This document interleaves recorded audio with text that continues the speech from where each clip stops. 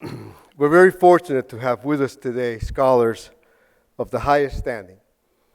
Our first presentation today is from Tom Dillehay, a distinguished professor from Vanderbilt University. Dr. Dillehay is among scholars who consistently break new ground. His presentation today is titled Tawantinsuyu, Andean Empire. Dr. Dillehay.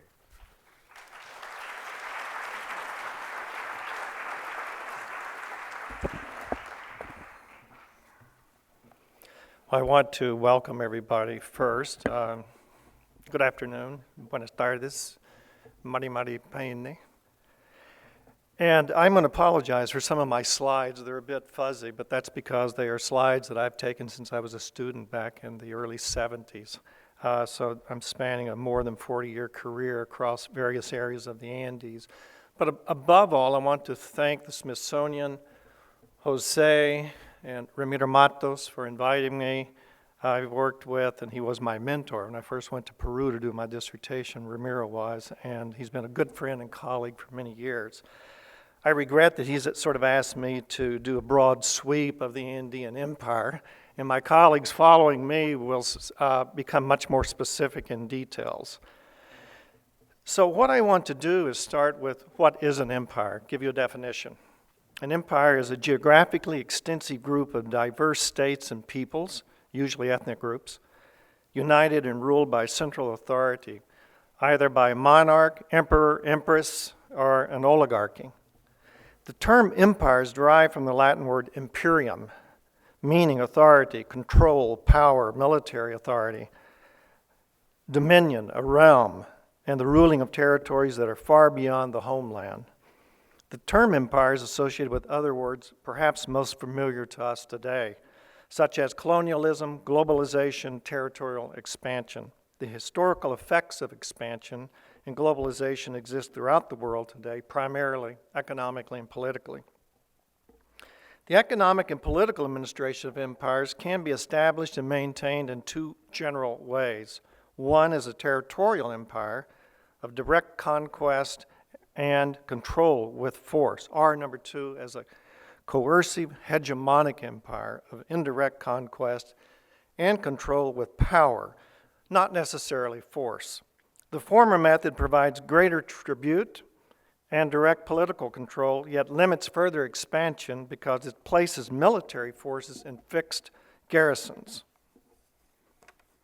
The second one is less control and less direct power. When a small contingent of Spaniards led by Francisco Pizarro and Diego de Almagro invaded the Andean highlands in 1532, the Inca Empire was the largest indigenous polity to develop in the Americas.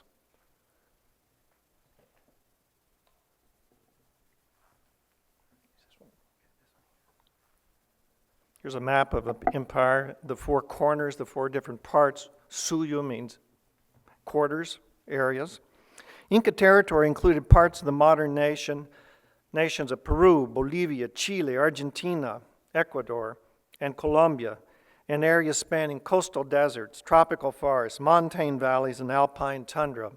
That one polity could unite this region and rule 100 or more distinct ethnic groups, and local polities was remarkable to the invading Spaniards. This achievement was made all the more impressive when indigenous informants told them that Inca campaigns of expansion had been made over the span of only a few generations, perhaps slightly more than 100 years.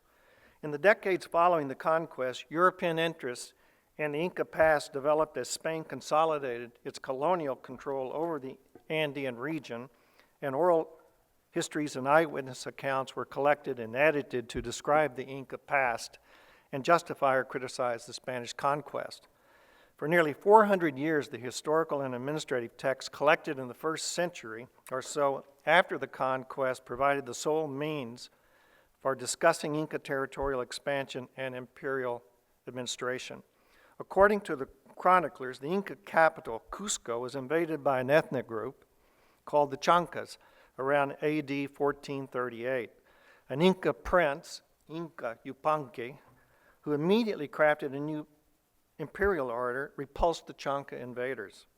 The transformation is credited to Inca Yupanqui, construction of an urban capital, Cusco, leadership in expansive military campaigns, the creation of a legal code, and the establishment of a new religion and ideology, among many other things, were so substantial that he assumed the title Pachacute, the one who brings a new universal cycle.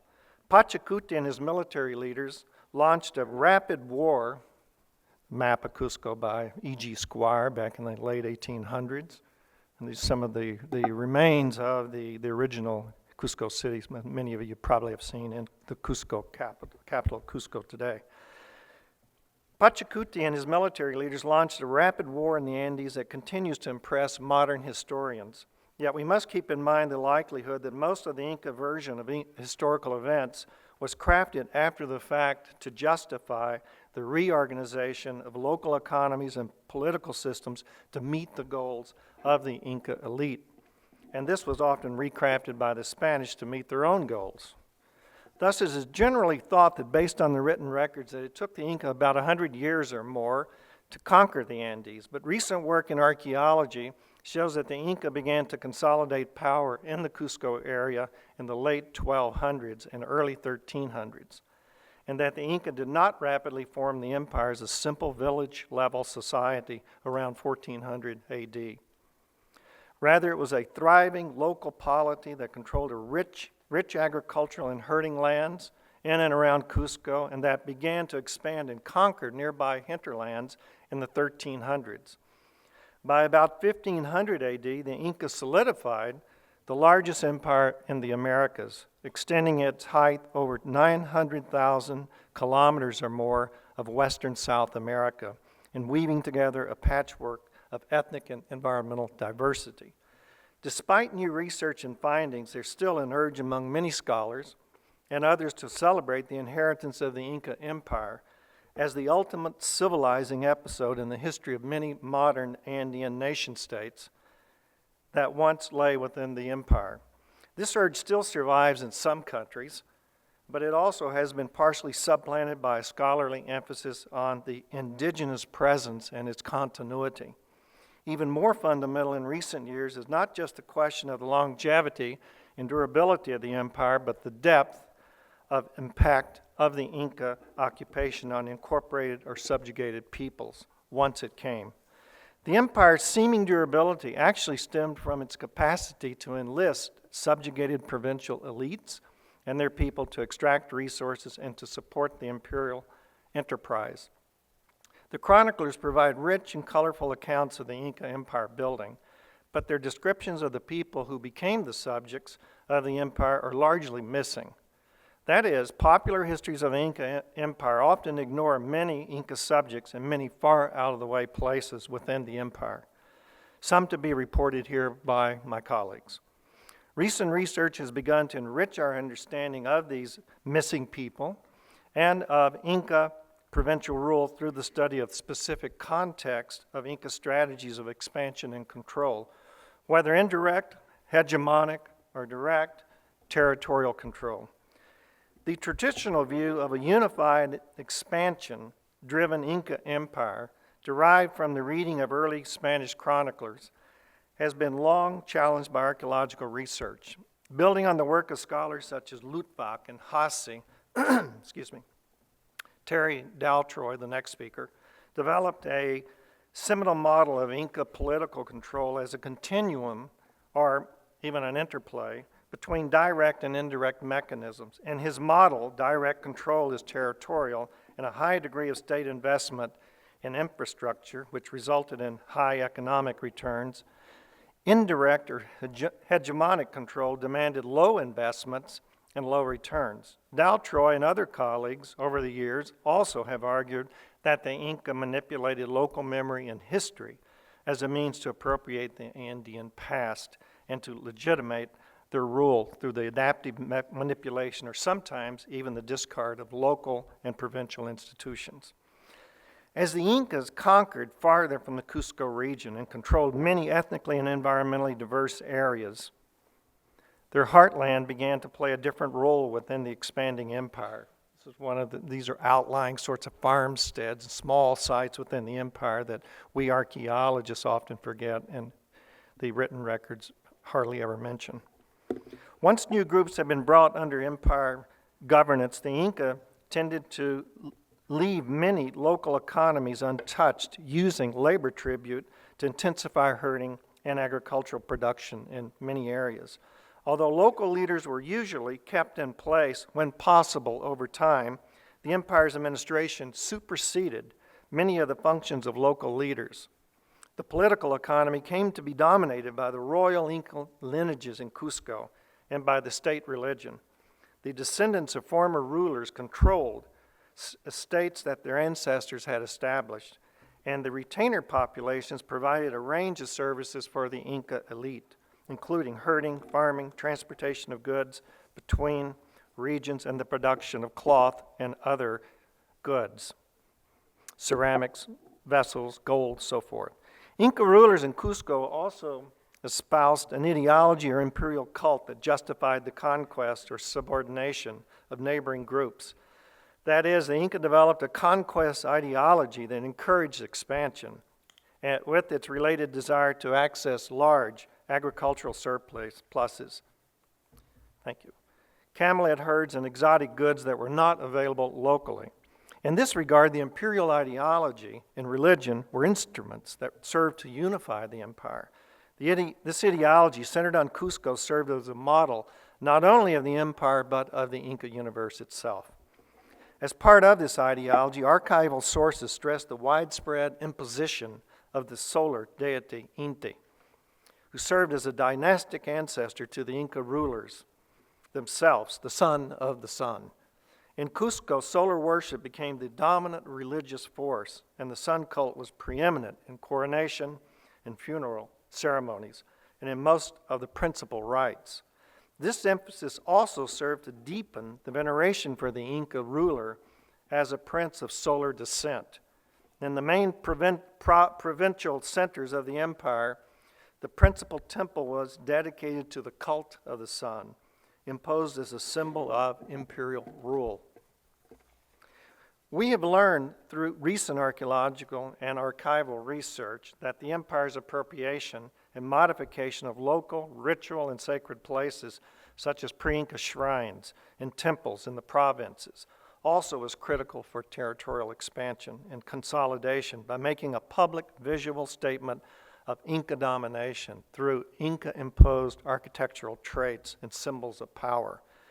And let me remind you that this is not like a Western religion. It is, as Dr. Alvarez had pointed out, one that is deeply embedded in all aspects of nature and society, sort of a mutualistic relationship between these elements, which is sort of an unknown kind of ontology to us today, but not to those people of the past are today who are indigenous. Unlike a hegemonic city-state system such as that of the ancient Greeks, the Inca Empire was organized as a series of provinces ruled by the Inca upper class. Governorships were not allowed to become hereditary. Provinces were governed from administrative centers, which were not always the loci of local populations and often were not empire-constructed foundations. Local rulers, who were mostly descended from hereditary chiefdoms, administered largely rural populations within the empire. Their executive powers were largely subject to the approval of the Inca provincial governor. To reduce the power of conquered groups, especially ones that continued to be rebellious, portions of their peoples were sent as colonists to far-off regions of the empire and replaced by reliable settlers from older parts of the empire.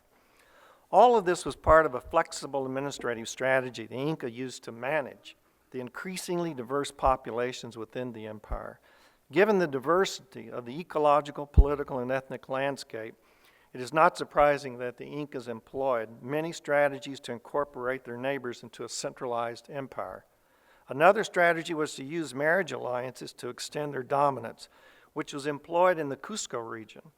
But these often failed to produce a peaceful transition to direct Inca rule at the local level.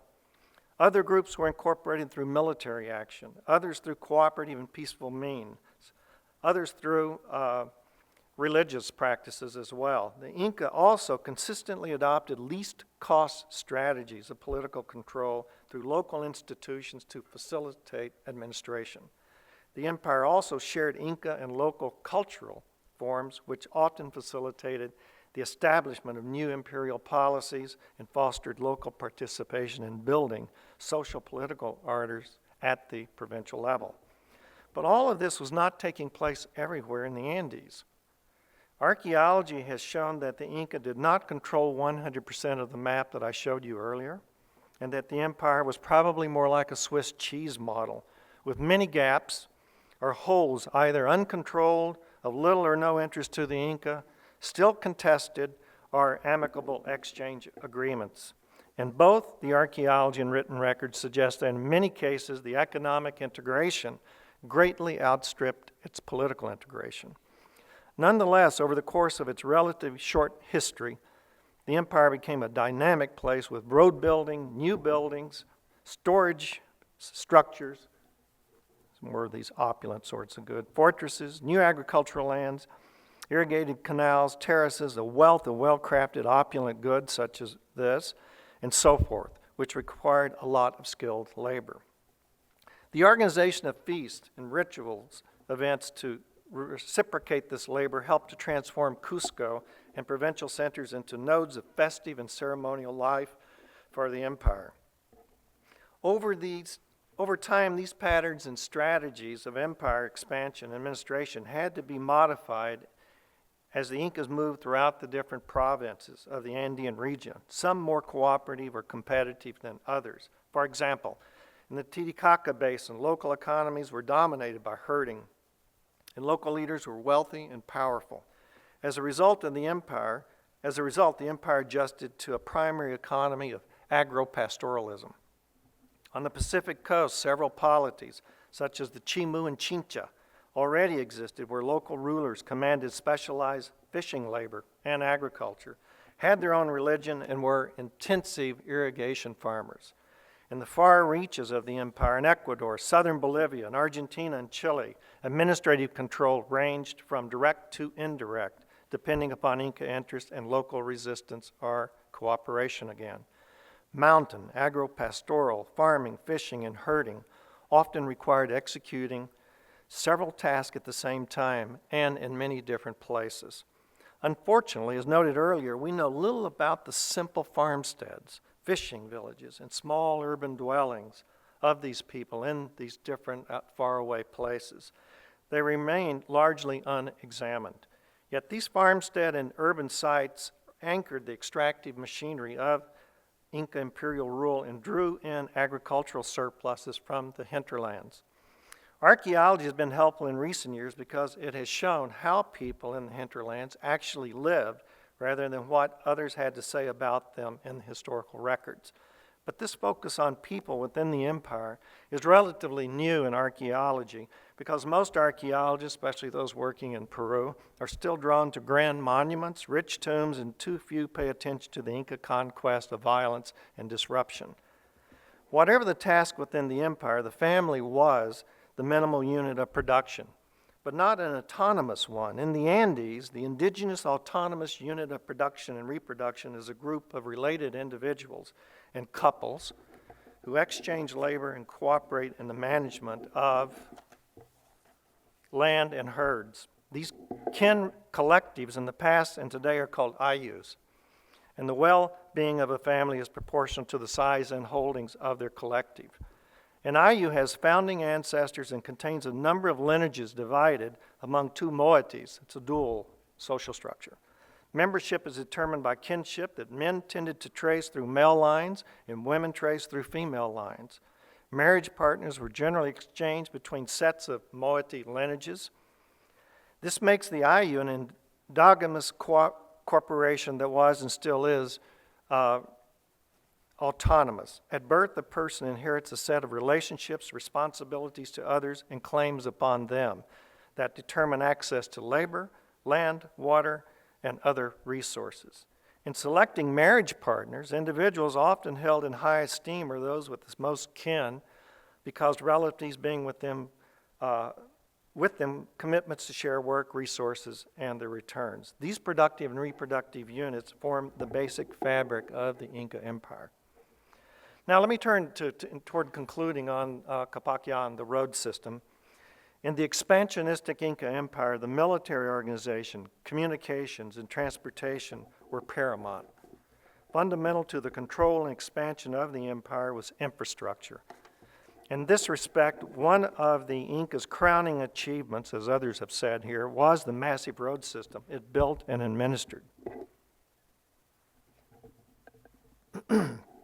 which included staging areas, or tambos, and storage facilities, or colcas. The Incas were not the first Andean road builders, and they reutilized many older roads. Although the Inca utilized prior roads, the Inca system enjoyed a unique symbolism of its own, with its four principal roads radiating from the central square of Cusco toward the four suyos, or parts of the empire. The city thus became the navel of its nascent empire, being itself divided into four sectors by those roads. However, the greatest feat of the Inca was the extension of formal road building into many regions where it was formerly unknown or only foot trails existed. Many scholars have worked on the Inca road system, including those present here today, yet the Inca Road project by the late John Hislop of the American Museum of Natural History, carried out between 1978 and 1981, and the recent work of Dr. Ramiro Matos, ranks among the notable achievements in Andean studies. Although Hislop's project did not document all Inca roads, it covered the major ones in all countries. Some roads fall into special categories. For example, some serve religious ends and led to high-altitude sanctuaries, usually well above 5,000 meters. Others were constructed for military purposes as links with frontier zones. However, most roads were built mainly for administrative and economic purposes. As you can see in the photographs, many roads are still intact, and the full extent of the system will never be known. Hislop and Matos and others have described the roads as an omnipresent symbol of the power and authority of the state. The system was monumental and constitutes America's largest contiguous archaeological remains, all of the Americas. As part of the road system, bridges illustrate the complexity of the technical and administrative problems that affected their construction and maintenance. Bridges of many kinds were built, offering in each case a practical solution based on the particular problems involved for crossing rivers. Such solutions were new and amazing to the first Spaniards who saw them. Andean bridges never employed the arc, which had been crucial to bridge building in Europe for 2,000 years. Technical considerations also affected the placement of tambos, or lodgings, such factors including the supply of water, availability of food, and the avoidance of steep, barren, or marshy terrain. Such feats of engineering obviously required central planning as well as highly integrated communication systems and skilled labor. A question arises as to whether these plans could be made at all without the use at least of some form of charts or maps. No accounting records have survived, however. Quipus could have been statistical recording devices such as the quantity of material needed for a given project and people. To conclude, some other roads scattered throughout the empire, other ones as well. The one down below is a survey I did between Bolivia, Argentina, and Chile in 1978 with Altaro Nunez. We actually followed a caravan herd. Rugged terrain, to say. To conclude, we may concur that most empires of the ancient world faced comparable social and economic problems at the time they were overthrown. This is a slide from a recent book on history. The Inca Empire is not even mentioned. At the far right, if you can read it, today has included the Brazilian Empire, which is a curiosity. What would have happened to the Inca Empire if the Spanish invasion had never occurred? Given the unwielding proportions of an empire stretching from southern Colombia to central Chile, it surely is not inconceivable that at one end or the other of its long extended line of provinces, some territories would eventually have rebelled and have been lost, perhaps without any calamitous effect on the economic or political stability of the whole fabric of the empire. Given the Incas' fairly stubborn resistance to the Spaniards, which lasted for decades before it was finally extinguished, they could surely have faced up to any sporadic uprisings among their own subjugated people. for a prolonged period of time if the Spanish had not arrived. Aside from such speculation as to its inherent solidity, the Inca realm, and especially its road system, was without question remarkable achievements, deserving to rank high in the annals of empire building throughout world history, although not always recognized. The memory of the Inca Empire survives not as an over-romanticized enigma, but as a supreme triumph of a human genius over the challenge of some of the harshest conditions to be found on our planet. Thank you.